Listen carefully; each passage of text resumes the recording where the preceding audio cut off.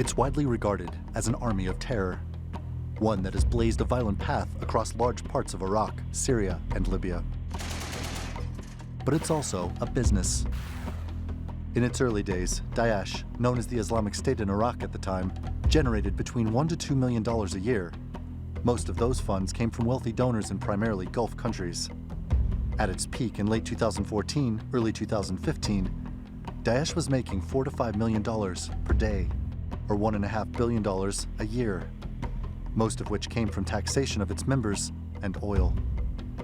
At its height, Daesh produced about 50,000 barrels a day through small mobile wells, fetching somewhere between 35 to 50% of the market price for its oil. Other funding sources included kidnappings and the illegal sale of antiquities.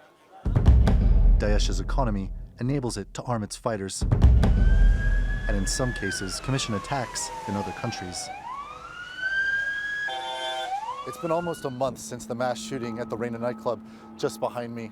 Some of the New Year's revelers jumped in the icy waters of the Bosphorus to take refuge from the gunman's wrath. But the man said to have done it reportedly fits more the profile of a hitman than a typical ideologue, raising questions about how Daesh contracts out its hits and the financial incentives involved for Daesh mercenaries. Turkish authorities found nearly $200,000 on the gunman, Abdul Kadir Masharipov, after his arrest. And while it's not known what exactly the money was for, there have been reports that Daesh pays upwards of $50,000 each to fighters to launch an attack. We can see that their ideological backgrounds are weak when we compare them to their counterparts in the Al-Qaeda. It is like the pop lovers and the jazz lovers. The jazz lovers have some ideology, some style.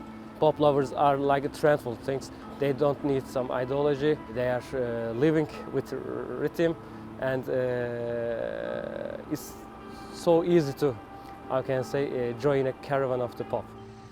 Even though Daesh is on the back foot militarily, it doesn't necessarily lessen the threat of foreign attacks. Daesh's strength from its genesis seems to be that it feeds on instability, both of people and places, something which makes putting the group permanently out of business a difficult task. Randolph Nogel, The Newsmakers,